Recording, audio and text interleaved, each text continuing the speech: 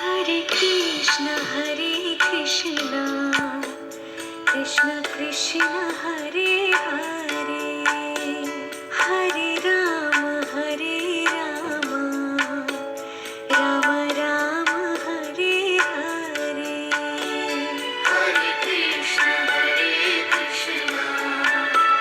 Krishna Krishna, Hare Hare, Hare Rama, Rama Rama, Hare Hare. Namaskaram! Welcome back to my mythology channel. This is me, Adit Dinesh Nair, and I am back with a new video. This video will talk about all of Krishna's various marriages. It's not all, this is just a part 1. In the second part, which is the next video, you will see some more marriages. So, yeah, let's continue. So, continuing Vishnu's Dashavataram, the topic is Krishna the enchanter. Now, Shukadeva was narrating the tale of Lord Krishna to King Parikshit, grandson of Arjuna. In the last video, we had seen that Krishna had managed to kill Kalivana and had defeated the great king Jarasandha for 17 times. Now is the 18th occasion. We get back to the story. Parikshit interrupted Shukadeva's narration. He asked, what happened to Mathura, which was besieged by the Asura army, while Krishna led Kalyavana to his death? Balarama and his entire army tried their best to fight the Asura army of Kalyavana. So, when Krishna returned to Mathura, he and Balarama decimated the entire army of Kalyavana. On Krishna's bidding, the Yadava soldiers took all the precious objects belonging to the defeated army, and they went and took it to Dwaraka. Suddenly, a messenger came and told them that Jarasandha had come to attack them for the 18th time in a row. Now Krishna told Balarama, listen carefully, pretend that you are afraid and start running with me. But Balarama was like, I'm not afraid, Krishna. Krishna was like, I know you're not, but follow me. So they went. Jarasandha and his army chased them. They started climbing Mount Prasavana, where it continuously rained.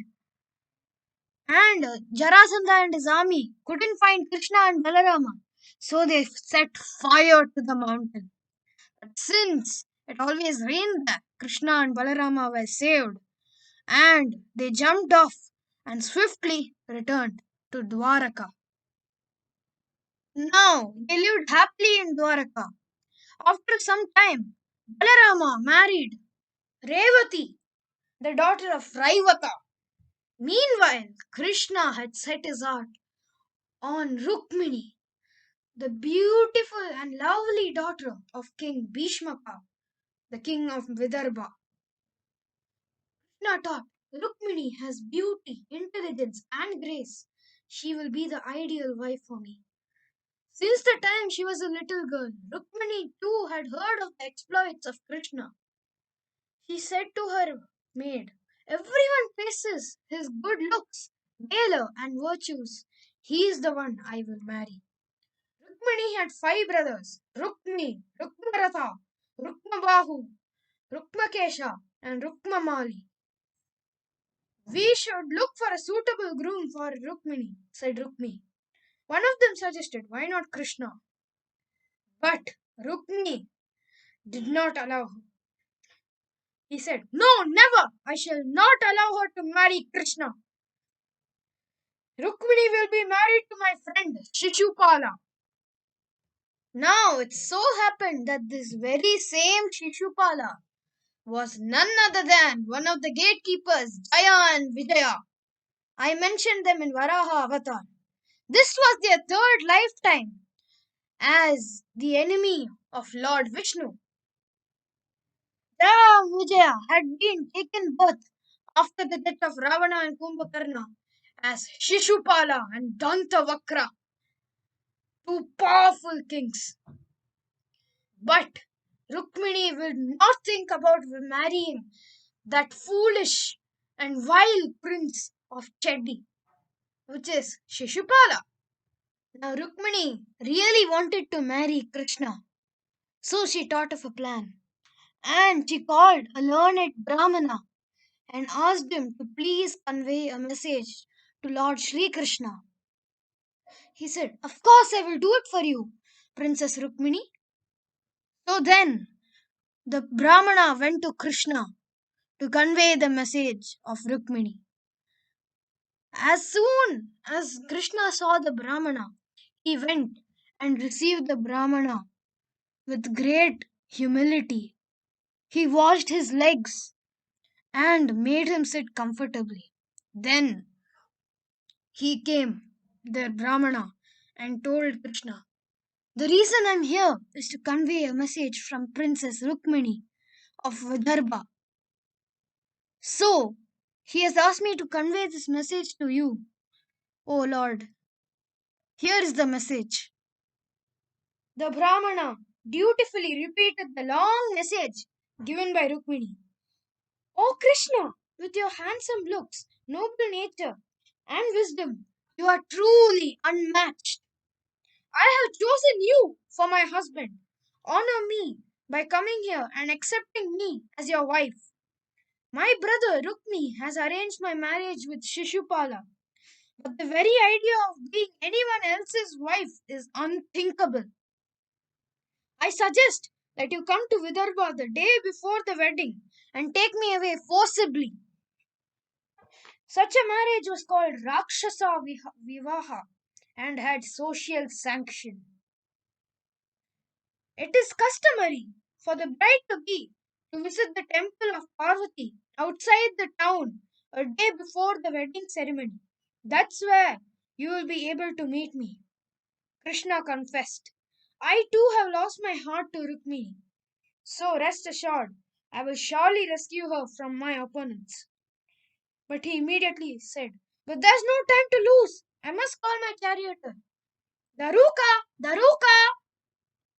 Daruka!" Krishna's charioteer came, and Krishna said immediately, "Let us immediately set for Vidarbha. We need to be there by day after tomorrow." And Krishna and Daruka left with swift speed towards Vidarbha. Meanwhile, in Vidarbha, everyone was rejoicing. They were preparing for the wedding.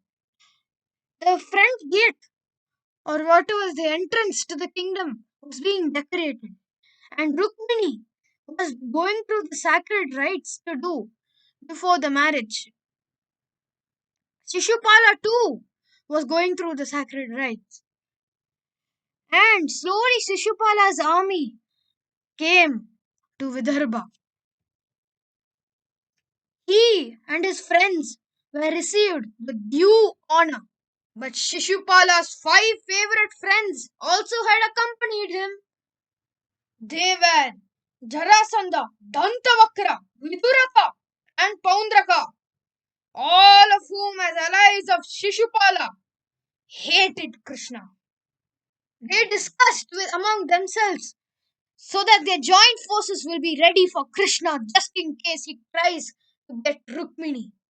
Meanwhile, back in Dwarka, Balarama heard of these plans.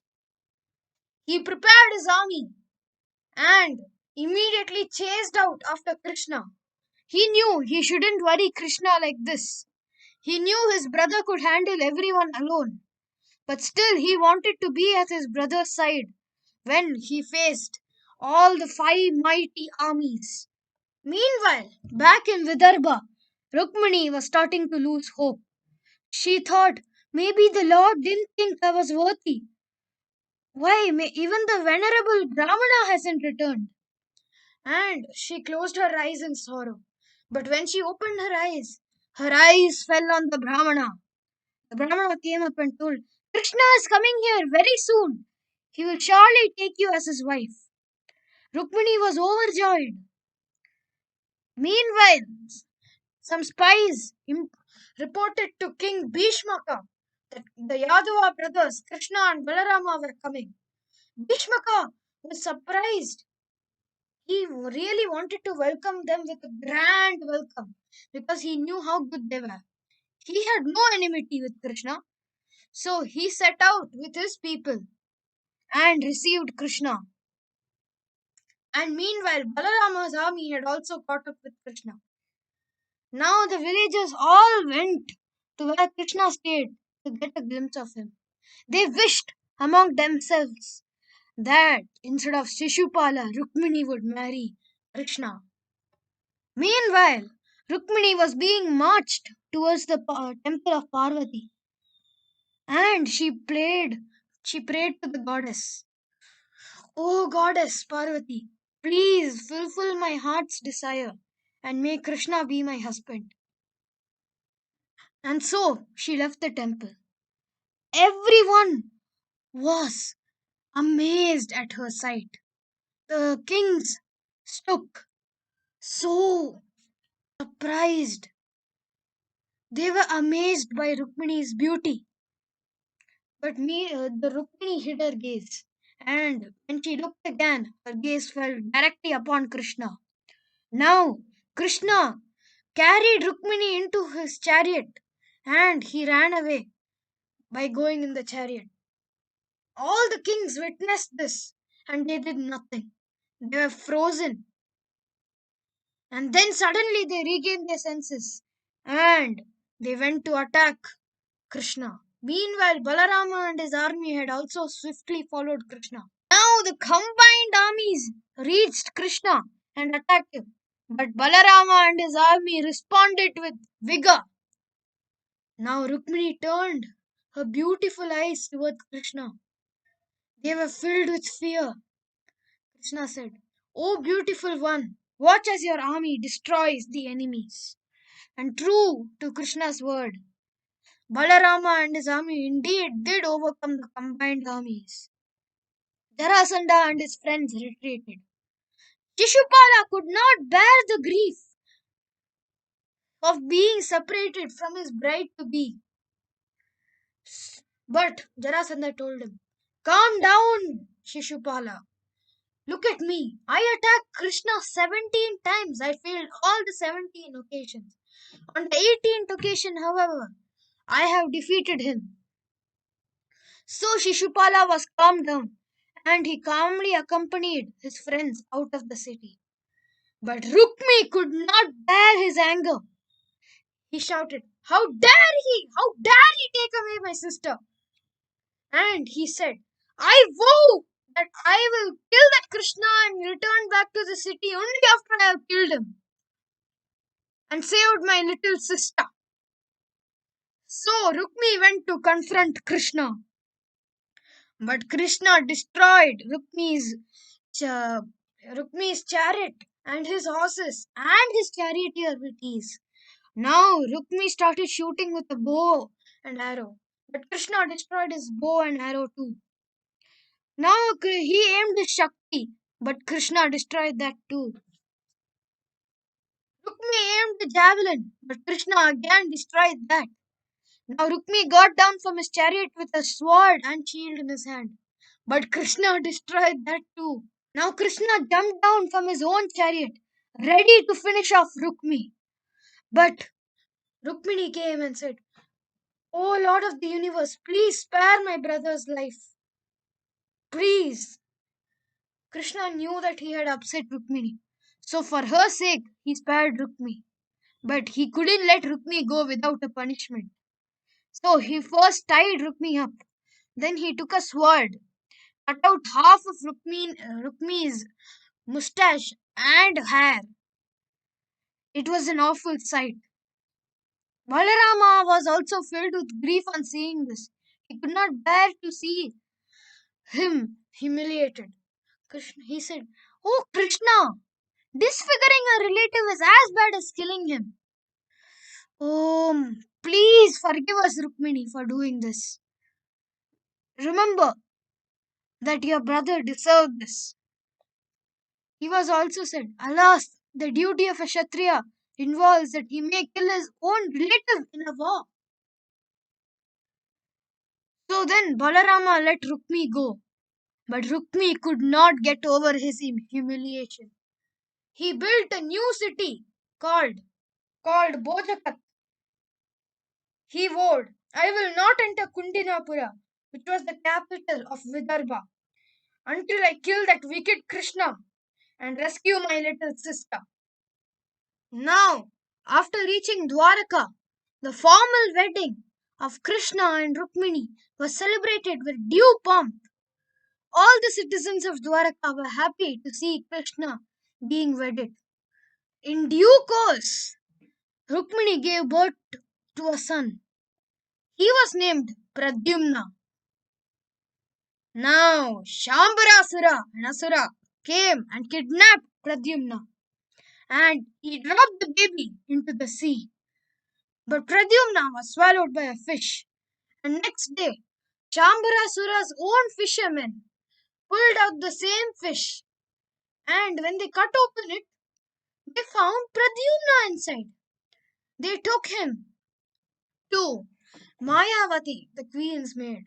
Now it so happened that Pradyumna was none other than an avatar of Kamadeva, the god of love, and Mayavati too was none other than an avatar of Rati, the wife of Kamadeva. And so Pradyumna spent his days with Mayavati. Mayavati explained his childhood story to Pradyumna, and she also taught him an art called Mahamaya so that he could overcome Shambarasura. Now one day, Pradyumna purposefully picked up a fight with Shambarasura. Shambarasura took his gada and went to attack Pradyumna. But with one blow from Pradyumna's gada, Shambarasura's gada fell down. He tried many astras against Pradyumna, but Pradyumna defeated them all. At last he thought, I must resort to Maya. And Shambarasura grew very big. But Pradyumna already knew the Mahamaya to overcome his Maya. So he used Mahamaya and cut off Shambarasura's head with a sword. And if you want to know why Shambarasura had kidnapped Pradyumna as a baby, it was because somebody had told him that he was destined to die at the hand of Krishna's first son. Now Mayavati took Pradyumna to Dwaraka. The citizens noticed his resemblance to Krishna. And when they went to the palace, Rukmini too recognized the resemblance with Krishna. She also thought, why, if this was my son, he would be the same age. Krishna also came there, but he stood silently as if he knew nothing.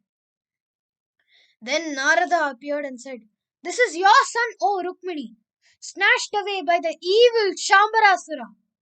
Now your son has killed him and has returned with this queen's maid Mayavati. You must wed them. And Krishna and Rukmini happily accepted back Pradyumna and they hugged him. The citizens were also amazed by the reunification. So Pradyumna was wedded with Mayavati.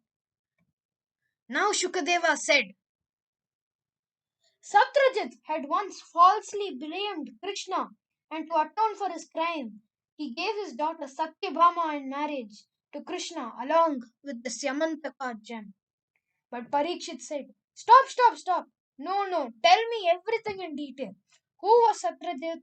What was Satyajit's crime? Where did he get the gem? Why did he marry his daughter to Krishna? And Shukadeva explained. In Dwaraka, there lived Satyajit, who was a great devotee of Surya, the sun god. One day, Surya appeared before him, and he said, I am pleased with your devotion. Take this Yamantaka jewel, or gem, whatever. The villagers were amazed to see a dazzling bright light in front of them. They thought it was the sun, and they went to see Krishna and tell him about it. They found Krishna playing dice with Rukmini. They said, Krishna, Krishna, I think Lord Surya has come to visit you. Please check. Krishna said, "Oh, that's not the sun. That's Satrajit wearing a beautiful jewel. It is called the Syamantaka gem." So, Satrajit showed it to his people and then he kept it in a prayer room. Now, people all over Dwaraka heard of the gem's prosperity. They said, "This Yamantaka is a fabulous gem. It yields 8 measures of gold every day. What's more, the gem protects the people around from disease and famine." Krishna heard this and he said to Satrajit, "Everyone talks about your amazing gem. Now that you have enough gold from it, why don't you give it to our king Ugrasena?" But Satrajit said, "No, no, no, no. I can't give this gem to Ugrasena. It's too precious. Why should I give it to him?" Though he would not give the gem to the king, he gave it to his brother Prasena. Prasena promised, "I will return it in just a day. I'm off to hunting." Satrajit said, "Be safe while you're hunting." But when Prasena went hunting, he was killed by a lion. The lion took a fancy for the gem and took it with him. But Jambavan, the very same Jambavan of the Ramayana, remember Rama had said in the Uttarakhand that Hanuman, Jambavan, Mainda, Dvivida, Vibhishna were supposed to stay on earth till the end of Kali Yuga. So Jambavan was still alive. He took the Syamantaka gem and gave it to his son to play with. Meanwhile, Satrajit grew anxious about Prasena. He was worried when Prasena didn't return. He said out loud, "Maybe Krishna has killed Prasena for the sake of the gem." The rumor started to spread that Krishna coveted the gem and he also wanted the gem, so he killed Prasena for it. Satrajit was blaming Krishna. Krishna too heard of these rumors. He called in his close friends and said, "No, I didn't steal the gem. I must clear my name. Let us go and find out what happened to Prasena." They went to the forest and found Prasena dead. Krishna said, "He has surely been killed by a lion. Let us follow the lion's tracks." They followed the lion's tracks, but they found the lion dead too. Now Krishna said, "I think the attacker is inside that cave. You guys wait here outside. Do not help me or do not come in." They agreed and stayed outside. So Krishna tiptoed into the cave and found Jambavan's children playing with the Syamantaka gem. So he tried to get the gem from them just by walking on tiptoe. But Jambavan's wife spotted him, and she shouted, "Ah!" The cry brought Jambavan there, and Jambavan furiously attacked Krishna. Krishna also attacked. They continued fighting for many days.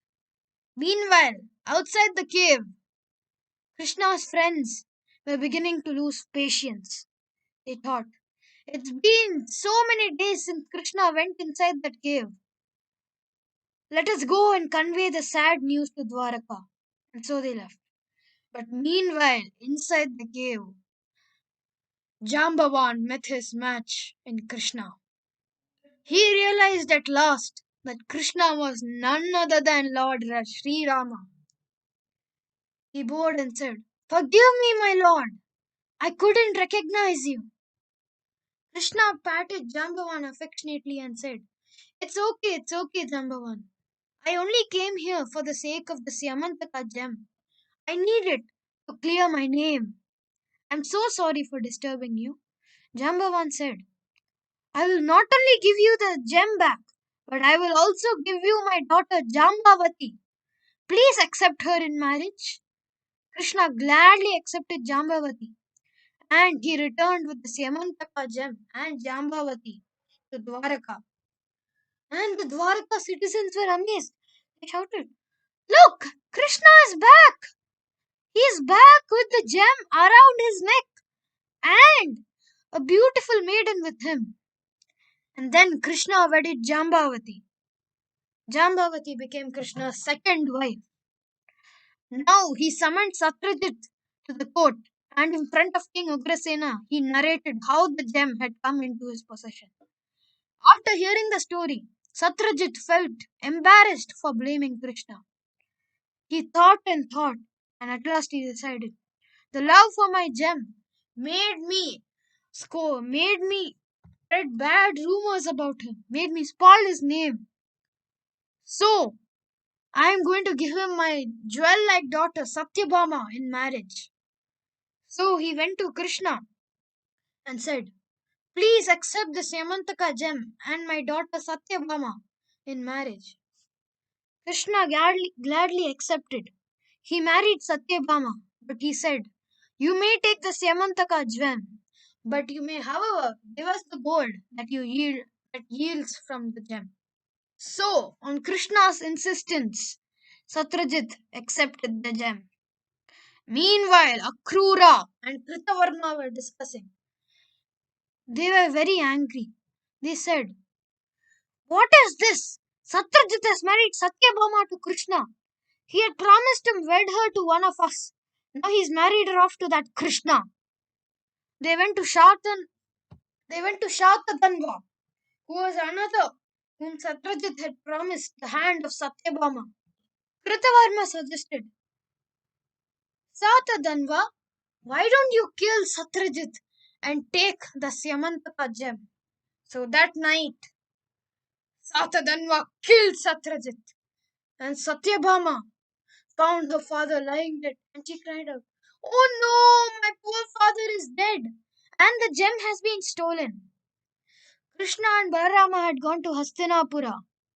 Satyabhama followed them there. Krishna comforted Satyabhama and said, don't worry, Satyabhama. For sure, we will find the killer and the gem in Dwaraka. Meanwhile, Shatatanva was scared to hear of Krishna's return. He went to Kritavarma. Please confront Krishna. But Kritavarma said, no, I will not confront Krishna. Then he pleaded with Akrura, but in vain. Akrura said, who would dare to face Krishna in battle? He held the Govardhana hill in his little finger for 7 days and 7 nights. Who would dare to face him? Not me. Shatadanva said, my life is over. Let me run away. At least you keep this gem.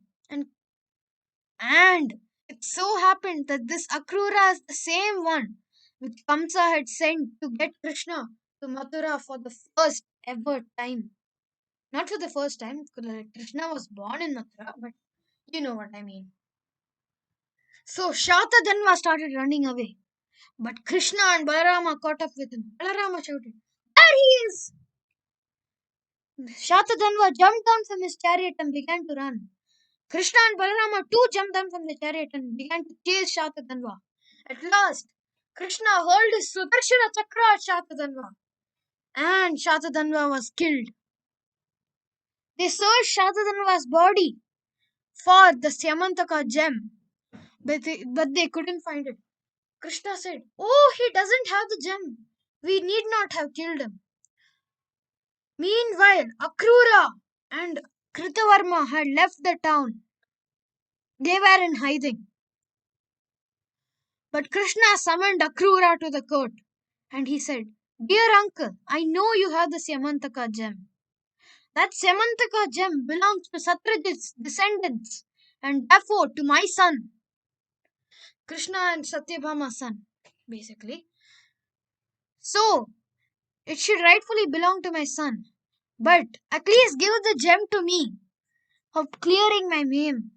I will return the gem to you. Akrura said, okay, fine. Sorry, Krishna. Here, take it. And Akrura gave Krishna the gem. Krishna showed the gem to his people and cleared all the doubts from their minds.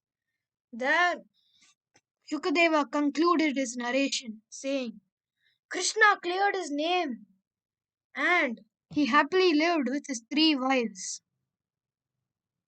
So everybody, that's all for the video. Thanks for watching. I will tell you more about Krishna's more marriages in the next video. So until then, like, share and subscribe.